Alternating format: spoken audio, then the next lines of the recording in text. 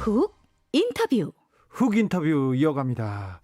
판사 탄핵 사법부 바로 세우기일까요? 아니면 사법부 길들이기일까요? 판사 탄핵 소추에 대해서 어제 여당 의원 판사 출신 이수진 의원 이야기 들어봤는데 오늘은 야당 법사위원 모셔서 이야기 들어보겠습니다. 유상범 국민의힘 의원 오셨습니다. 안녕하세요. 네, 반갑습니다. 검사 출신이세요. 유상범 의원님께서는 어제 임성근 부장판사에 대한 탄핵 소추안 가결 어떻게 보셨습니까? 국회에서? 저희는 그 민주당의 네. 판사 길들이기의 결정판으로 보고 있습니다. 판사 길들이기의 결정판이요? 네. 그러면 이분이 사실 그 전국 법관 대표회의에서도 탄핵 필요하다고 이렇게 인정을 했고요. 판결문에도 위헌적 행위다. 재판 독립 이렇게 법관 독립 침해했다 이렇게 얘기했는데도 그렇습니까? 그 판결문을 보셔야 됩니다. 네. 판결문의 그 판사는 네. 이분의 행위가 예. 판결 이유에 대한 일부 내용의 조언이나 권유를 해서 판결 이유를 고쳤지만 네. 그것이 재판 결과에는 전혀 영향을 미치지 않았다는 겁니다. 예. 그 판결에 그 사건이 3건이 있었는데 네.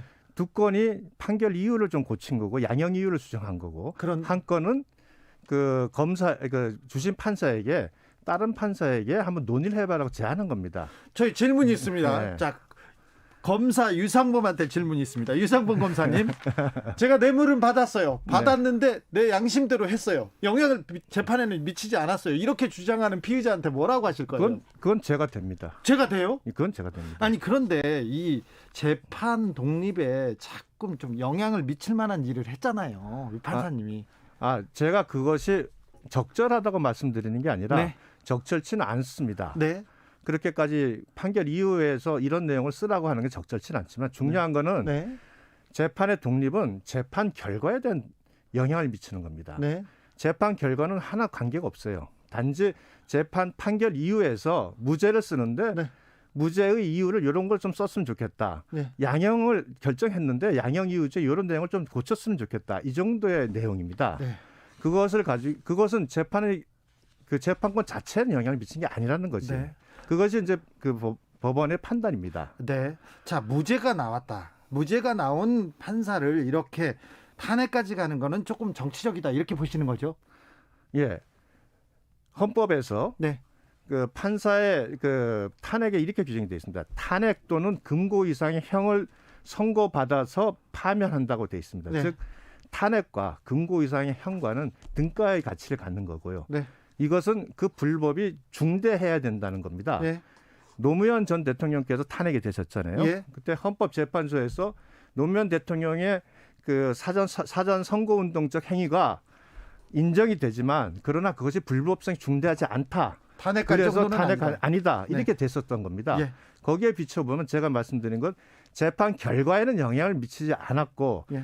그 결론이 난 이유 부분의 설시에 대해 약간의 수정이라면은 그것이 부적절하지만 그것이 위헌적이라는 말을 들을 수 있지만 그만큼 중대하지 않다 이거죠. 네. 법률가 출신이니까 물어볼게요. 사법농단 처음에 접하시고 어떤 생각 드셨어요? 뭐 구체적으로 말씀드리면 당시의 관행이 예. 여러 가지 그 행정부의 업무나 이런 걸 고려하는 경우가 많았고 네, 그런 일이. 대법원장의 재앙적 그 권한이라는 부분에 대해서는 비판이 많았습니다. 예. 그로 인해서 파생되는 문제라는 정도는 인식을 했고 예. 그 사법농단의 구체적인 내용이 사실 제대로 드러난 게 없습니다. 그래요? 실제로 사법농단이라고 말하는 것 중에 네. 여러 가지 사건이 있었지만 네. 다 무죄가 났지 않습니까? 지금 무죄가 계속 나오고 예. 있습니다. 유해영 전 대법원 판사도 대법원의 수석재판연구관도 지금 무죄가 나왔어요. 어제. 네, 그렇습니다. 그러면요. 네. 검사 후배들이 네. 지금 무리하게 수사한 겁니까? 그러면? 저는 검사 출신이지만 네. 직권남용 직무유기의 법리를 예. 너무 적극적으로 해석한 측면이 있다. 검사들이. 이런 약간 비판적 시각을 가지고 있습니다. 윤석열 검찰총장이 이거 잘못한 겁니까? 그럼?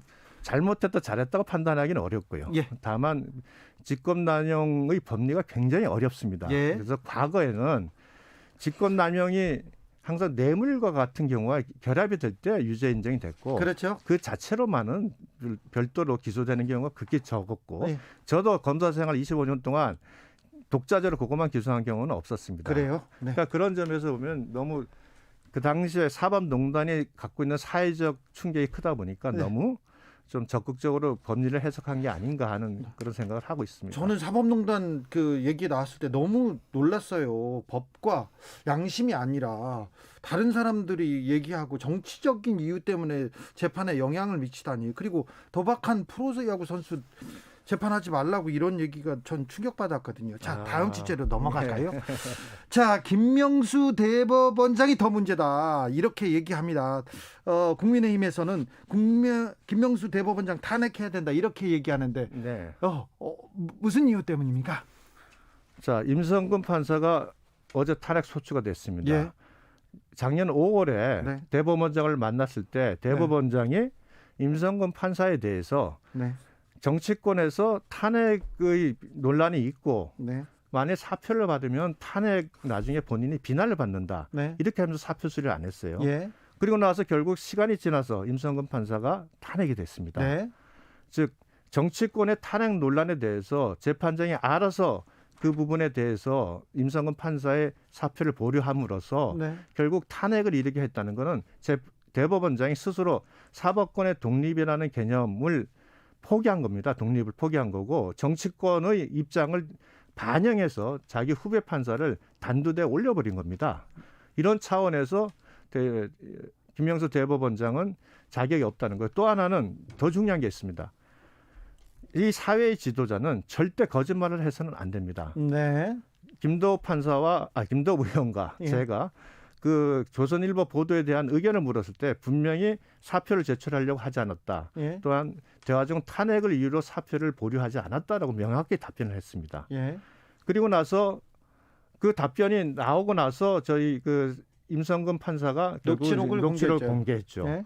그냥 녹취록 공개하기 전까지는 녹취록 공개하기 전까지는 그렇게 답을 했어요. 예. 즉 진실이 드러나기 전까지는 거짓말했다는 겁니다. 닉슨 게이트가 발생한 이유, 빌 클린턴이 위증죄로 기소된 이유, 엘 고어가 대통령에서 부시한테 떨어진 이유, 그게 다 세 가지가 뭔지 아십니까? 거짓말입니다. 네. 이렇다면은 적어도 가장 중요한 부분에서 거짓말을 한 대법원장은 절대 사퇴를 해야 되고 자격이 없고 좀 더 저희가 좀 자료를 모으겠습니다만 반드시 탄핵이 될 수 있는 충분한 사유가 된다고 봅니다. 김명수 대법원장은 불분명한 기억 때문에 기억에 의존해서 답변했다. 그렇게 사과를 했지만 이건 분명히 거짓말이라고 국민의힘에서는 보고 있고요. 네, 그런데 사적 대화 이 어찌 보면 이 임성근 부장판사에 대해서 뭐 판결을 내릴 수 있는 위치에 있는 대법원장이 둘이 만난 것도 좀 만남 자체가 부적절하기도 했고 또 거기 가서 또 사적 대화를 녹취를 해가지고 공개했다 이 부분에 대해서도 국민들은 좀 충격적이었어요. 판사들은 만나면 이렇게 녹취하나 이런 얘기도 있고요. 그거는 이렇게 보셔야 됩니다. 네. 대법원장이 절대적 인사권을 가지고 있습니다. 예. 대법원장의 사표를 수리해달라고 요청하는 사람은 약자입니다. 네. 그럼 그 사람이 왜 녹취를 했을까요? 기본적으로는 대법원장을 믿지를 못하는 겁니다. 네. 밑에 판사가 대법원장을 믿지 못한다는 것, 그 책임은 대법원장한테 있는 겁니다. 예. 저는 그게 적절하다는 표현을 하지는 않습니다. 예. 그러나 법적으로는 다 불법이 아닌 거고요. 예. 그 밑에 부장판사, 고등부장판사가 대법원장을 만나면서 녹취를 할 정도까지 대법원장이 신뢰를 주지 못하는 사람이라는 건 저는 그것이 더 중요한 부분이라고 봅니다. 네. 헌재로 이제 넘어갔습니다. 탄핵 소추안은 네. 탄핵 사유가 되지 않는다고 결정할 것으로 보는 그 법조인들이 많은데 결과를 어떻게 예상하십니까? 저는 헌법재판소가 네. 최근에 그 공수처법 위헌 그 판결을 하는 그 행태로 봐서 네. 이 사건은 2월 28일이 지나서 네. 이제 임성근 부장판사가 판사의 자격을 상실하지 않습니까? 예. 그러면은 파면을 해야 될 자격이 없기 때문에 네. 그 자체로 소의 이익이 없습니다. 네. 그럼 그대로 각하가 되는 거거든요. 네. 실제 판단을 안 하고 예. 형식적으로 각하 판단을 함으로써 헌법재판소가 여러 가지 나올 수 있는 비난을 면하지 않을까 이렇게 예상하고 있습니다. 자, 근데 아무튼 김명수 대법원장에 대한 비판 있었고요. 사법농단에 대한 그 비난 계속 이어졌는데 사법개혁 필요성에 대해서 국민들이 좀 절감하고 있는 것 같은데 사법개혁 해야죠? 네, 해야 됩니다. 어떻게 해야 됩니까? 사법개혁이 필요한 여러 가지 그 사법농단의 얘기가 나온 것도 1번은 대법원장의 제왕적 권한입니다. 예. 대법원장이 모든 판사에 대한 인사권을 다 가지고 있습니다. 네. 그 인사권을 분할하는 형태로 예. 감으로써 대법원장의 절대적 권한을 줄이는 게 중요하고요. 예. 또 하나는 법원 행정처라는 조직이 워낙 비대해지면서 그 조직에 속한 엘리트 판사들이 네. 결국은 이 사법부의 그 최상위층을 형성하는 그런 일종의 그 그렇죠. 승진 루트로 활동이 됐습니다. 네. 귀족처럼 예. 거기 군림하고 그러다 있었습니다. 보니 법원에서도 그렇게 엘리트와 아닌 것처럼 양분되는 경향이 있었는데 예. 그런 부분을 조금 희석해야 되는 부분이 있고요. 예. 마지막으로 지금 법원에서는 지금 우리가 문제가 있는 게 상고심에 너무나 많은 사건이 올라가다 보니 네. 그 사람 3심이라는 제도를 택했지만 그 대법원에 가면 3년, 5년씩 재판이 지연되는 경우가 많습니다. 한 분이 1년에 몇 천 건씩을 지금 예, 담당하고 있으니까요. 물론 그중에 80% 사건은 이제 불속행위란 제도로 사실상 상고 허가제 형태로 움직이긴 합니다만 네. 그럼에도 보고 많습니다. 네. 이런 제도적인 측면 이런 걸 이제 검토해야 되는 것이지 네. 지금처럼 특정 판사의 어떤 그걸 가지고 탄핵으로 간다. 이건 예. 사법개혁과 아무 관계가 없는 겁니다. 자, 김학의 출금 사건에 대해서도 좀 물어보겠습니다. 이 사건의 본질은 무엇이라고 보십니까? 김학의 그 차관이 네. 그와 같은 행위를 했다는 것은 비난받아 마땅합니다. 네. 그러나 법을 집행하는 사람은 네. 그것이 사형수라고 할지라도 법률에 정해진 규정에 따라서 해야 되는 겁니다. 법률에 따라 해야죠. 그 당시에는 김학의 차관이 외국에 출국할 당시에는 네. 피내사자도 아니었고 피의자도 아니었습니다. 네. 즉 아무런 어떠한 경우든 출국 금지를 할 수 있는 법적 근거는 없는 사람이었습니다. 예. 다만 조사위에서 향후 고발될 예정이 돼 있는 사람입니다. 그렇죠. 네. 그렇다 물론 예정이 돼 있더라도 이런 경우에는 출국을 막을 수 없습니다. 그것은 국가의 권력이 아니라 폭력입니다. 도망가더라도 어쩔 수가 없는 겁니다. 네. 그건 그럴 수밖에 없는 상황이었기 때문에 가는 거죠. 네. 그것이 우리가 말하는 법치입니다. 법치라는 것은 완벽하지 않습니다. 그러나 절차를 반드시 지켜야 되는 이것이 우리 법치대를 끌고 가는 겁니다. 검사들이 그 조사를 1차 조사도 잘 못하고 2차 조사도 못하고 결국은 도망가려고 하니까 어쩔 수 없이 다른 검사가 막았다 이렇게 얘기하는 사람들 그거는 있잖아요. 사실과 다른 얘기죠. 조사위라는 데서는 네. 진상을 조사하는 데입니다. 수사를 하는 데가 아니죠. 예. 그건 사실관계 파악을 안 되고 거기는 수사권이 없고요. 네. 그다음에 강제적으로 사람을 불러서 조사할 권한도 없는 데입니다. 네. 본인들이 만약 그렇다면 당연히 그냥 먼저 수사를 했어야죠. 고발하거나. 네, 그렇습니다. 네. 법사위가 작년에 이제 법사위원 들어오셨을 때 추윤 사태를 엄청 치열했지 않습니까? 네. 올해는 검찰 개혁, 사법 개혁 관련해서 어떤 일을 하실 계획이신지요? 야당은 어떤 일을 할 게 없습니다. 아, 그래요? 예, 여당이 하는 일이 옳다면은 동의를 해주는 것이고 네. 그것이 국가 발전과 국민에게 옳지 않다면 그것에 적극적으로 반대를 해서 그 방향을 바로잡아주는 게 야당의 역할입니다. 그런데 여당이 하는 것 중에 다 마음에 안 듭니까? 다 반대합니까? 여당은 본인들이 비난을 분담할 정도가 되는 그런 사안은 즉 중대재해법 같은 거는 야당과 논의를 하자고 합니다. 네. 그러나 본인들이 전략적으로 또는 정책적으로 꼭 해야 된다고 하면 야당과의 토론, 협치는 완전히 사라지고 그냥 다수결로 일방적으로 몰아붙입니다. 지금 협의가 잘 안 됩니까? 법사위에서? 얘기가 안 됩니까? 제가 여당하고? 제대로 논의해 본 거는 중대재해법 하나밖에 없습니다. 그래요? 나머지 중요한 임대차법 그냥 다수결로 통과시켰죠. 그다음에 경제 3법 다 그냥 일방적 다수결로 통과됐습니다. 네. 임대차법 그 통과될 때 우리 김도욱 간사가 얘기했습니다. 국민들에게 주는 피해가 충격이 크니 우리가 시뮬레이션을 하든지 논의를 더 하자고 했는데 일방 통과시켰습니다. 네. 결과는 어떻게 됐습니까? 대한민국의 전세 절벽을 왔죠. 집값 올렸죠. 전세값 올렸죠. 이렇게 그 법이라는 것이 일방 통과되고 어떤 이념적인 방향을 가지면 이렇게 사실은 흉기가 되는 겁니다. 자, 정치인 유상범은 이루고 싶을 일이 많을 텐데요. 많은 텐데. 자, 올해는 어떤 일 하고 싶으십니까? 정치인으로서 물어본다면 올해는 네. 서울시장 보궐선거는 반드시 이기고 싶습니다. 아, 그래요? 네. 네, 네. 가장 큰 목적입니다. 법사위원 물어봤는데. 자, 하나만 더 묻겠습니다. 배우 유호성 씨가 동생인데요. 자, 네. 동생분은 검사 유상범을 좋아합니까? 정치인 유상범을 좋아합니까?